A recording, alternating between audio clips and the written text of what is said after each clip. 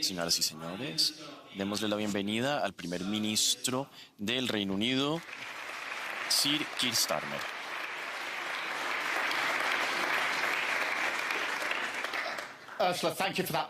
Muchísimas gracias, Úrsula, por esa presentación. Siempre es un placer hablar después de usted, sobre todo ahora que estamos trabajando más de cerca. Señoras y señores, desde hace muchos años, para la mayoría de las personas en el Reino Unido, la guerra ha sido algo lejano, algo que nos preocupa, pero que sucede lejos de nosotros. Pero ahora vemos que la paz, el que nos cimienta, se está desmoronando. Los líderes tienen que tomarle la delantera a este tipo de cambios, pero eso va en contra del rumbo que toma la historia. Constantemente los líderes han ignorado las cosas hasta que sea demasiado tarde, pero esta vez debemos hacer las cosas de otra manera. Porque las advertencias son claras. Rusia ha comprobado que tiene un apetito para la destrucción. Sus amenazas híbridas se extienden por todo el continente y esto amenaza no solo nuestra seguridad, también el contrato social que nos une. Colaboran con los populistas que quieren socavar nuestros valores. Utilizan la desinformación para fomentar la división.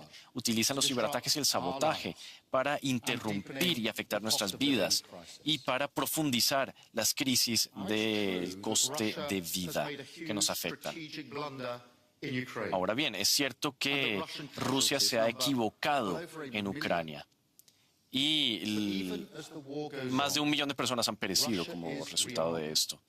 Pero aún ahora, Rusia se está rearmando, está reconstituyendo sus fuerzas armadas.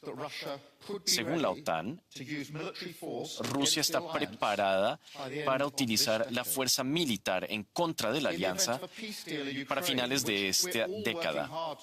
El acuerdo de paz con Ucrania, que todos estamos intentando conseguir, es algo que solo aceleraría la carrera armamentística de Rusia, de tal manera que se aumentaría la inseguridad en el continente. Por lo tanto, tenemos que responder ante esta amenaza. Es importante dejar las cosas en claro. No queremos el conflicto. Nuestro objetivo es una paz duradera.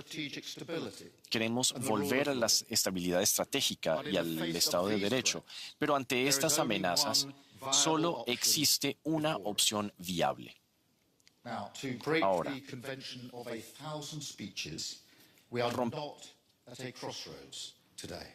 diré, al contrario de lo que dicen muchos en este tipo de situaciones, que no estamos ante un punto de inflexión. El rumbo es muy claro. Tenemos que aumentar nuestro poder, porque esa es la moneda de cambio de esta era. Y sí, si es necesario, tenemos que estar preparados a luchar, hacer todo lo necesario para proteger a nuestro pueblo, a nuestros valores y en nuestro modo de vida. Y Europa debe poder ser independiente. Y esto quiere decir ser más osados, dejar a un lado las políticas y las preocupaciones a corto plazo. Tenemos que crear una Europa más fuerte, con una base vertebrada en torno a un vínculo más cercano entre la Unión Europea y el Reino Unido, en todos los ámbitos, el comercio, la industria, la política, la tecnología, entre otros. Porque estos son los cimientos que permiten que construyamos la paz y la prosperidad. Así construiremos un mejor futuro para nuestro continente. Algo que le hace justicia a las sociedades diversas y vibrantes que tenemos, demostrando así que las personas que se ven diferentes pueden vivir juntos. Pero esto no está en consonancia con lo que nos separa. Es algo que nos fortalece porque estamos preparados a defenderlo con todas nuestras fuerzas. Y no somos el Reino Unido que existía en la era del Brexit, porque sabemos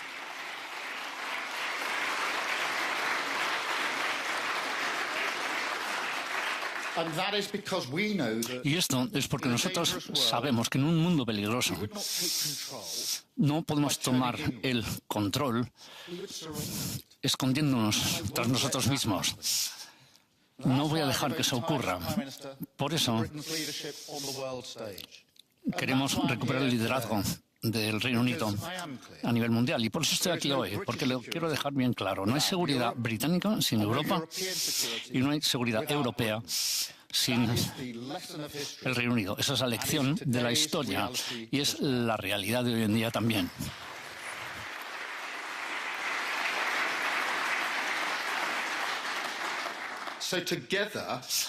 Así que juntos tenemos que alzarnos ante esta situación. Debemos gastar más, entregar más y coordinarnos más. Y lo más crucial es que lo tenemos que hacer junto con los Estados Unidos. Los Estados Unidos siguen siendo un aliado indispensable. Su aportación a la seguridad europea a lo largo de 80 años no tiene paralelo alguno. Y también nuestra gratitud. Al mismo tiempo, reconocemos que las cosas están cambiando. La estrategia de seguridad nacional de Estados Unidos indica que Europa debe asumir la principal responsabilidad de su propia defensa. Esa es la nueva norma. Ha habido toda una serie de intervenciones muy interesantes sobre lo que esto significa, incluido el argumento de que estamos en un momento de ruptura. Bueno, yo podría estar de acuerdo en que el mundo ha cambiado de manera fundamental y que debemos encontrar nuevas formas para mantener nuestros valores y el Estado de Derecho. Pero, para responder a ese desafío, no debemos olvidarnos de todo lo que nos ha mantenido durante los últimos 80 años. Eso podría resultar ser un momento de destrucción. Todo lo contrario, yo creo que esto debe ser un momento de creación y no un momento de ruptura. Tenemos que convertirlo en un momento de renovación radical. Así que en vez de hacer que simplemente podemos sustituir todas las capacidades estadounidenses, deberíamos centrarnos en la diversificación y reducir algunas dependencias. Debemos ofrecer inversiones generacionales que nos permitan pasar de un exceso de dependencia a una dependencia entre nosotros. Estoy hablando de una visión de la seguridad europea y de una mayor autonomía europea, que no se asusta de la retirada estadounidense, sino que da un paso adelante para compartir plenamente la carga y renovar los vínculos que nos han ayudado tanto, porque conocemos el valor de lo que tenemos. La alianza de la OTAN es algo fenomenal en la historia humana. Ha conseguido algo que los líderes habían intentado hacer desde hacía siglos. Desde Westfalia al Congreso de Viena, a Versalles. Después de siglos de conflictos, los fundadores de la OTAN finalmente unieron nuestro continente bajo la paz y la seguridad. Nuestros estamentos militares, que una vez se enfrentaban unos a otros en el campo de batalla, ahora están codo a codo, comprometidos unos con la defensa de los otros. Es un caparazón sobre nuestras cabezas que existe todos los días. Aunque algunos extremos de nuestra política intentan corroer esta alianza, nosotros no la queremos defender. Estoy orgulloso de que mi partido luchó por la creación de la OTAN. Nuestro secretario de Estado, Ernie Bering, llamaba una unión espiritual de Occidente. Y hemos mostrado nuestra fidelidad para con esa idea, aceptando la soberanía de los demás, como hicimos en en el caso de Groenlandia, y ayudarnos los unos a los otros bajo el artículo 5. Luchamos juntos en Afganistán con un coste terrible para muchos en mi país y también en muchos otros países aliados también. Por tanto, yo les digo a todos los miembros de la OTAN que nuestro compromiso para con el artículo 5 es tan profundo ahora como lo fue en el pasado y que no quepa ninguna duda. Si es necesario, el Reino Unido vendría a su ayuda hoy mismo.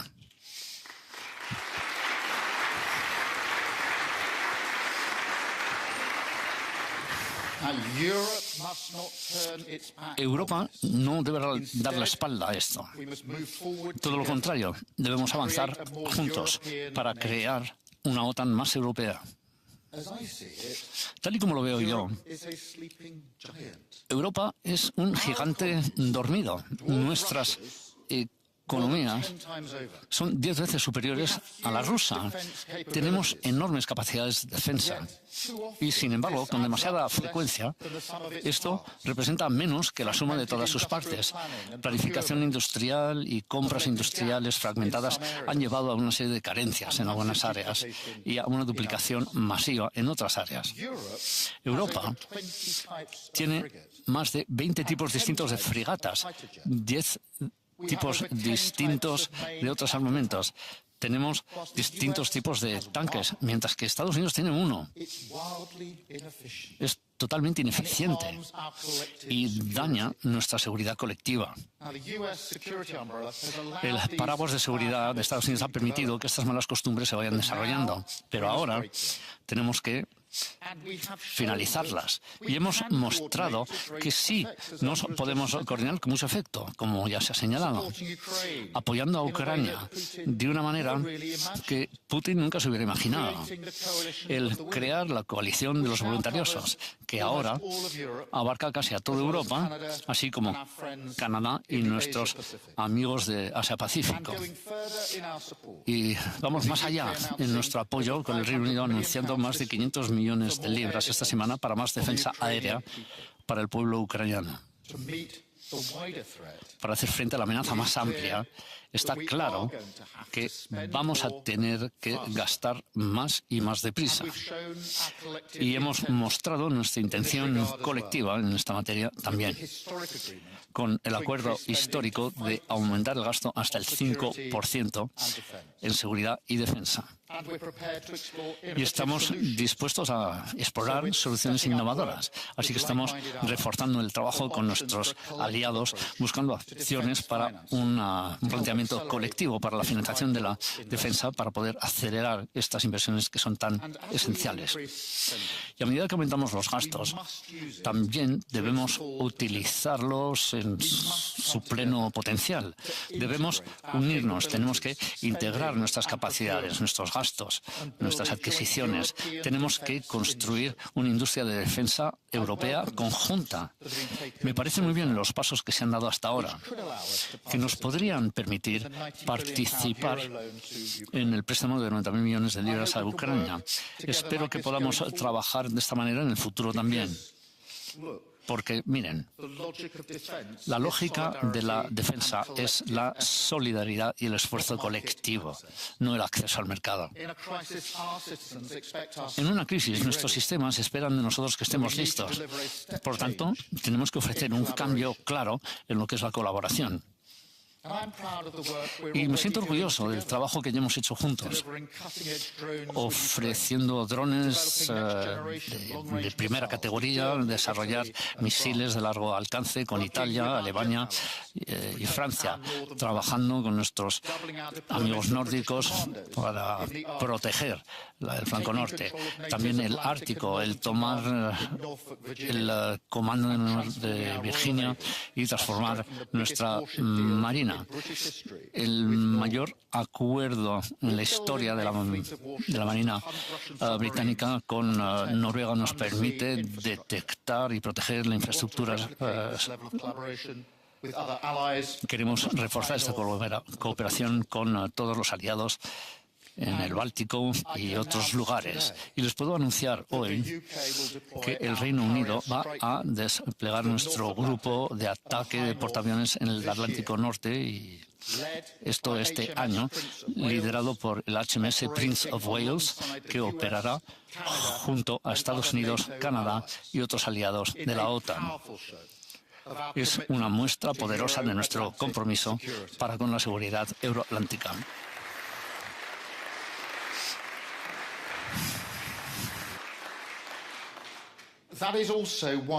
Por eso también es por lo que estamos mejorando nuestra cooperación nuclear con Francia.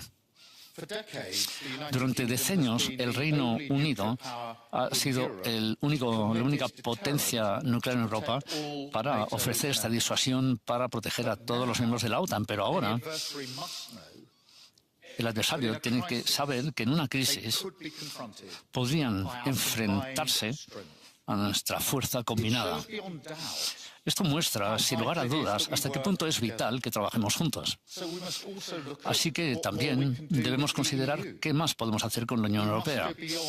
Tenemos que ir más allá de los pasos históricos que tomamos en la Cumbre Unión Europea-Reino Unido el año pasado para crear un poder productivo incomparable, para tener la fuerza productiva que necesitamos. Esto ya representa una cuarta parte de la base industrial de defensa. Crean trabajos, es una máquina para la sociedad que emplea unos 290.000 personas en el Reino Unido, incluido en Gales, donde este mes vamos a lanzar el primero de 5 acuerdos regionales de defensa. Queremos que nuestros líderes en defensa, tecnología, inteligencia artificial, junto con Europa, que podamos utilizarlo para multiplicar nuestra fuerza y compartir una base industrial en todo nuestro continente para turbocargar nuestra producción en defensa. Y esto requiere liderazgo para que haya una mayor coherencia y coordinación en toda Europa. Eso es lo que estamos haciendo con Alemania y con Francia en el E3, trabajando estrechamente con los socios de la Unión Europea, particularmente con Italia y Polonia, así como con Noruega, Canadá y Turquía. Por tanto, mi mensaje hoy es que el Reino Unido está listo. Vemos el imperativo, vemos la urgencia, queremos trabajar juntos para liderar un cambio generacional que mejore la cooperación industrial.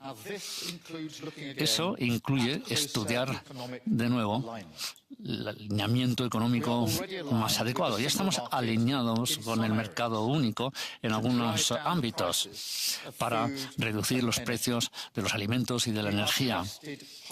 Somos socios en los que se puede confiar y, como dijo el canciller del Exchequer esta semana, una mayor integración económica redunda en el interés de todos nosotros. Por lo tanto, tenemos que considerar dónde podemos acercarnos más al mercado único en otros sectores también, donde esto pueda funcionar para ambas partes. El precio aquí es una mayor seguridad, mayor crecimiento para el Reino Unido y para la Unión Europea, que puede alimentar el aumento de gastos de defensa y da la posibilidad de que el Reino Unido se sitúe en el centro de esa oleada de renovación industrial europea. Entendemos perfectamente toda la política. Esto significará que habrá que dar y tomar, pero el status quo no es adecuado para nuestros objetivos actuales. Y para mí no cabe ninguna duda dónde están los intereses nacionales. Y siempre lucharé por lo que es mejor para mi país. Empecé hoy hablando de evitar los errores del pasado, como retrasar nuestra acción o fragmentar nuestros esfuerzos. Pero también hay algo más.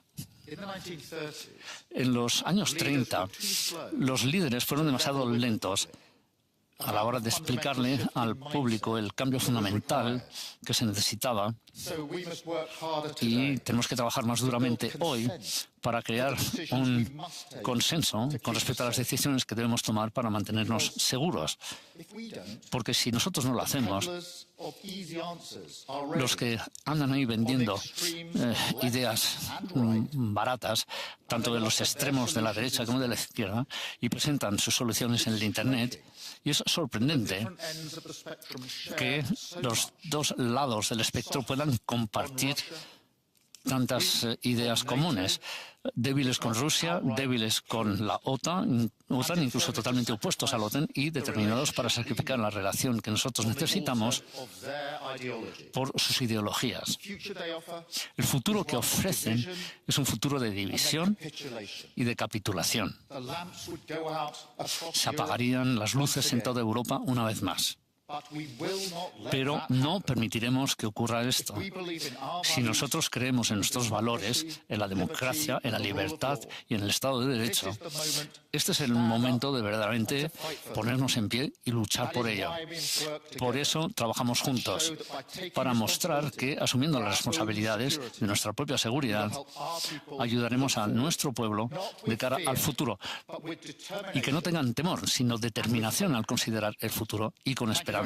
Muchísimas gracias.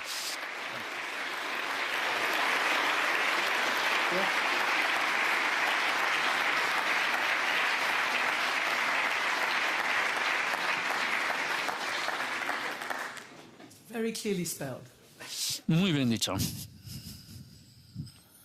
Primer ministro, presidente, bienvenidos, gracias por sus discursos.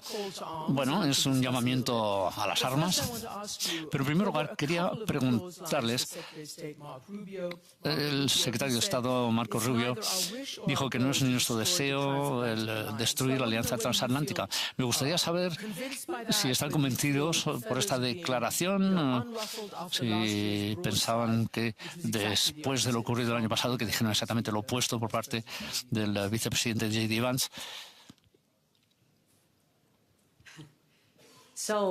Bueno, me ha tranquilizado mucho el discurso del secretario de Estado. Le conocemos, es un buen amigo, un aliado sólido. Y para mí, esto ha sido muy tranquilizante, el poder escucharle decir esto. Sabemos que en la administración otros tienen un tono mucho más duro sobre estos temas, pero el secretario de Estado lo ha dicho muy claramente. Dijo que nosotros queremos una Europa fuerte en la alianza. Y esto es en lo que estamos trabajando intensamente en la Unión Europea. Tenemos que ser una Europa independiente, no una Europa que depende de otros, sino una Europa que avanza con amigos y aliados juntos haciendo frente a los desafíos que se van planteando. Y por tanto una Europa fuerte. Estoy totalmente de acuerdo con lo dicho por el secretario de Estado en cuanto a esta cuestión. Pero hay que construirlo. Tenemos que trabajar duramente para crear una Europa independiente, para ser un aliado fuerte en la OTAN. Porque la OTAN está compuesta por nuestros amigos y aliados, efectivamente, pero también ha sido su mensaje, ¿verdad? Que queremos una Europa fuerte. Y ese es el mensaje de hoy, que se ha repetido en gran medida en el discurso del secretario de Estado. A mí me pareció que el discurso del secretario de Estado es muy coherente con el argumento que yo presento y el que ha presentado Ursula antes. Está claro que no debemos pensar que lo único que vamos a hacer es reafirmar una continuación de lo que hemos tenido durante los últimos 80 años. Sería un error, y un error muy grande para Europa, porque mi opinión es que Europa no ha hecho lo suficiente para su propia defensa y seguridad durante muchos años. Y el conflicto en Ucrania lo ha señalado claramente, ha mostrado que es una realidad, y ahora somos nosotros, los líderes actuales, el reconocer este hecho y cambiar y reforzar Europa, que es lo que yo pido y lo que pide Úrsula. Y no solo decirlo, sino seguirlo con acciones, y Úrsula ha tomado el liderazgo en esto, en todo el trabajo que ha realizado, particularmente respecto a la financiación del trabajo de defensa que se tiene que realizar, porque solo seremos capaces de mantener la OTAN tal y como se necesita durante los próximos 80 años si cambiamos y reforzamos la dimensión europea. Esto es algo que varios presidentes estadounidenses han dicho desde hace bastante tiempo, que me parece que es cierto. Creo que tenemos que aprovechar este movimiento para avanzar, no para desmoronar la relación transatlántica, sino para asegurarnos de que funcione adecuadamente bajo las circunstancias y los tiempos a los que nos enfrentamos. Bueno, yo sé que quieren unirse con Estados Unidos, no depender de ellos, pero tampoco rechazarlos. Pero saben que la conferencia de seguridad de Múnich, la doctrina, antes de que empezara esta conferencia, hablaba de una era de demolición, la política de la destrucción, etcétera, etcétera, incluido la referencia al presidente de los Estados Unidos. Un antiguo republicano, un analista americano, dijo que América bajo Trump está desempeñando el papel de un poder hostil y predador. Así que Europa se encuentra encajada entre una Rusia predadora y un posible Estados Unidos predador también. Después de lo que han dicho ustedes sobre la independencia total que necesitan, ¿creen ustedes que están entre dos poderes predadores? Hombre, en primer lugar, yo nunca compararía a Rusia con Estados Unidos. Es totalmente diferente.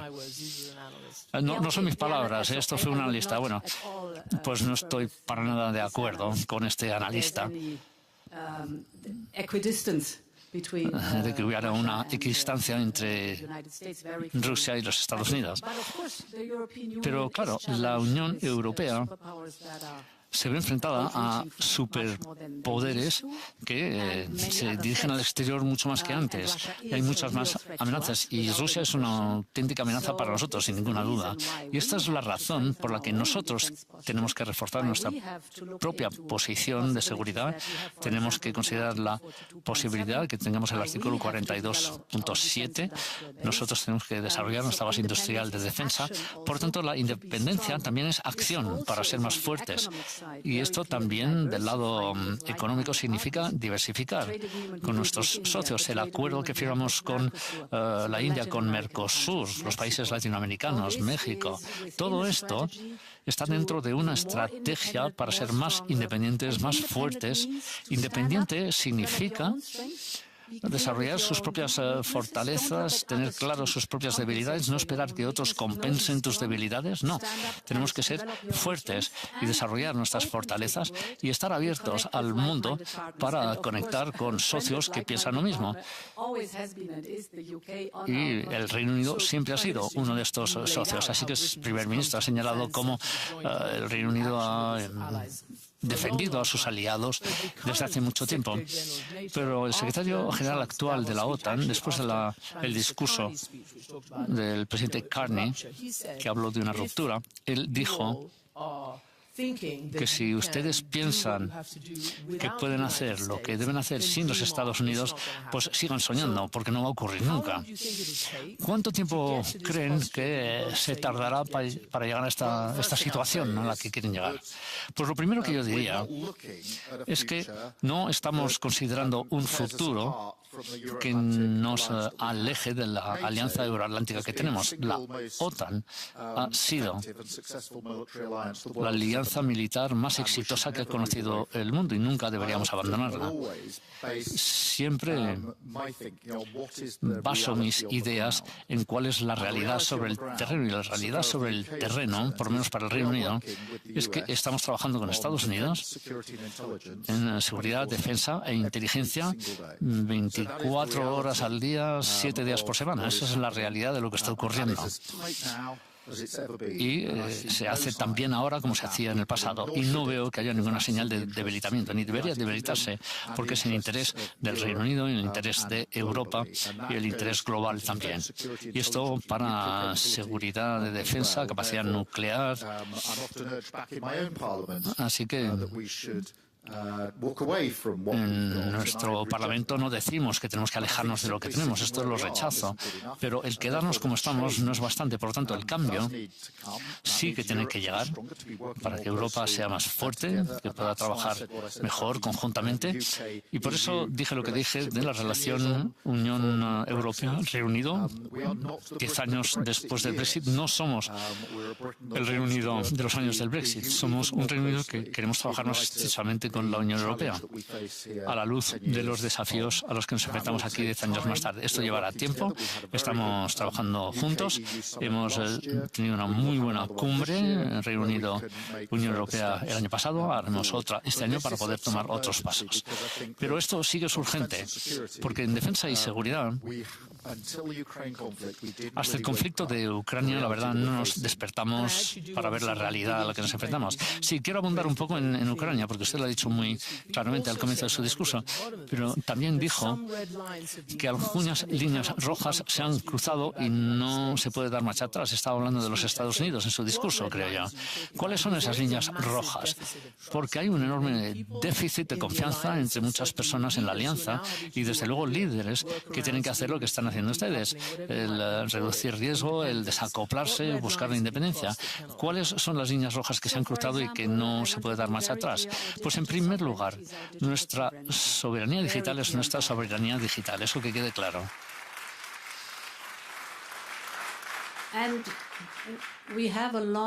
Y tenemos una larga tradición de la libertad de palabra. La iluminación empezó en nuestro continente y tenemos muy claro que con la soberanía digital lo que está prohibido offline tiene que estar prohibido online. Y en cuanto a esto vamos a insistir para perseguir esta exigencia tan importante para nosotros. Pero, si me permite,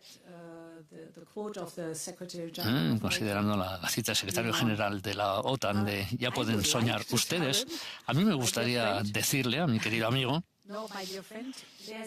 no, mi querido amigo, no solo está el status quo o la división y la disrupción. Hay mucho terreno entre los dos y el status quo no es satisfactorio ni para nosotros ni para los Estados Unidos. Por lo tanto, hay mucho más que se puede hacer. Y una Europa independiente puede desarrollar su fuerza sin depender constantemente de otros y ser fuertes de cara al futuro y hacer frente a los desafíos que nos plantea el mundo. Eso es lo que le quiero decir a mi amigo Mark Rutte. Primer ministro, la presidenta von der Leyen habló del espacio digital, que es una línea roja que no se puede cruzar. ¿Y qué hay de la violación de las fronteras internacionales? ¿Creen que la amenaza estadounidense contra Groenlandia que ha terminado era una línea roja para ustedes? Parece que todos ustedes se les pusieron los puntos de pelo. ¿Creen ustedes que la amenaza ha finalizado? Bueno, personalmente me alegra que ahora esto es un diálogo, que es lo que se tendría que haber hecho, ¿no? La seguridad en el Ártico es verdaderamente importante para todos nosotros. Tenemos que hacer más. Por eso está la cuestión del grupo de ataque que mencioné antes, que patrullará el Atlántico Norte. Desde el punto de vista británico, tenemos la mezcla de sentido común, pragmatismo, pero también ciñéndonos a nuestros valores y principios. Y en toda Europa nos ceñimos a estos principios y valores sobre nuestra soberanía y por qué la soberanía es tan importante. Fue un periodo en el que hubo una colaboración muy intensa, un debate entre los líderes europeos sobre cómo plantearíamos estas cuestiones, y me alegró ver que pudimos hacerlo como lo hicimos, con pragmatismo, sentido común, pero diciendo, estos son nuestros valores, nuestras líneas rojas, y esto requiere que las cosas estén perfectamente claras sobre nuestra noción de la soberanía. Y ahora estamos en un proceso de debate, de diálogo, centrado en lo que hay que centrarlo, que es en la seguridad en el Ártico, que es una cuestión muy candente y una cuestión en la que todos tenemos que hacer más. En cuanto a Ucrania, porque de nuevo el secretario de Estado Marco Rubio apenas lo mencionó, lo aludió a ello un momentito, que el presidente Trump ha dicho en sus últimos comentarios que Ucrania, el presidente Zelensky tiene que ponerse las pilas porque Rusia quiere un acuerdo y el presidente Zelensky tiene que aceptarlo ya porque si no va a perder una excelente oportunidad. La reunión de líderes anoche con el presidente Zelensky no estuvo Marco Rubio. ¿Cómo están las negociaciones? ¿Es Zelensky al que se le debe presionar? Bueno, yo creo que es sumamente importante que no aceptemos la narrativa rusa. Ya ha existido ya desde hace demasiado tiempo. Si miramos los objetivos estratégicos y militares de Putin, es un enorme fracaso. Él quería ocupar Ucrania. Lo ha convertido en un país europeo. Quería parar la OTAN. La OTAN ha crecido con Suecia y Finlandia. Quería ocupar Ucrania en pocos días o semanas. Ahora, desafortunadamente, ya es el cuarto año de la guerra. Pero creo que es importante que nosotros, por nuestra parte, digamos la verdad de lo que está ocurriendo en Rusia, con una economía de guerra, con tipos de interés en aumento, inflación, totalmente aislados. Y ahora esto es una guerra de desgaste. Y en esta guerra de desgaste es sumamente importante a que impulsemos las negociaciones y que presionemos a Putin para que finalmente se siente en la mesa de negociaciones. Por eso fue tan valioso que hayamos desarrollado juntos las garantías de seguridad, el documento sobre prosperidad y que estemos debatiendo el plan de 20 puntos, porque es sumamente importante que Ucrania, la Unión Europea y los Estados Unidos estén del mismo lado y que esté perfectamente claro cuál es nuestra posición. Esto ha madurado mucho y ahora es cuestión de presionar a Putin, porque evita las negociaciones porque él no quiere sentarse para crear la paz. Entonces, la presión que ejerzamos sobre él y su economía está al límite. Y esta es la única forma de verdaderamente poder progresar para conseguir que se sienten en la mesa de negociaciones para hablar las cosas. Efectivamente. Y cabe resaltar que en 10 días se cumplen 4 años desde el inicio del conflicto. Y tenemos que recordar quién fue el agresor en este caso, Rusia. Y la mejor manera de acabar con este conflicto es que Rusia detenga su agresión.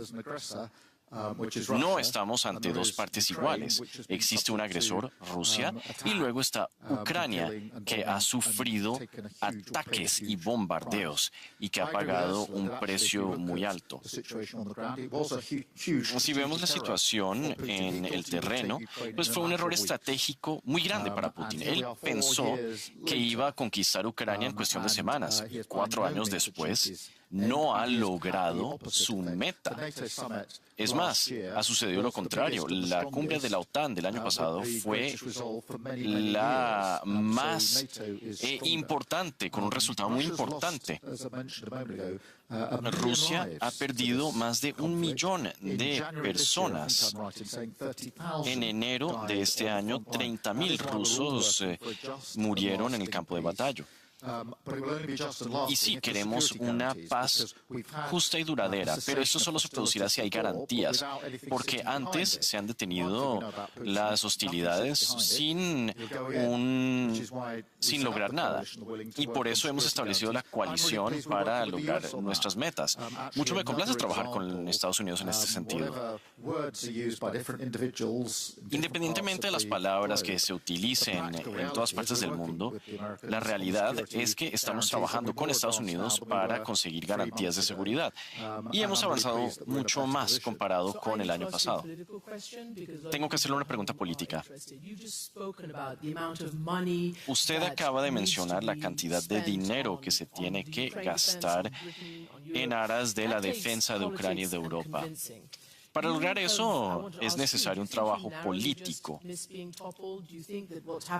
¿Cree usted que lo que está utilizando en el plano político en casa está distrayéndolo y volviéndolo más vulnerable? Por Brexit, por el Partido de la Reforma o los conservadores, incluso, que no quieren seguir las mismas políticas que usted. Así, esta semana terminó mucho mejor de lo que empezó. Y mi gobierno sí está muy unido en cuanto a la defensa de Ucrania y la necesidad de tener mucha más seguridad en el plano económico también. Entonces, creo que la posición en la que me encuentro es mucho más fuerte que antes. Todo el gobierno está unificado en este sentido. De hecho, varios partidos están de acuerdo. Algunos partidos, como el Partido de la Reforma, son pro-Putin. Imagínense qué sucedería si ellos estuviesen en el poder en el Reino Unido. La coalición no existiría. No nos verían como líderes en el plano internacional en Europa. No podríamos ni siquiera hacer negocios. Entonces, sí, no hay un consenso universal, pero sí hay una sensación muy fuerte a favor de Ucrania. Cuando estaba en la oposición, apoyábamos el gobierno de aquel entonces en cuanto a Ucrania, porque era lo correcto, era lo que teníamos que hacer para defender nuestros valores.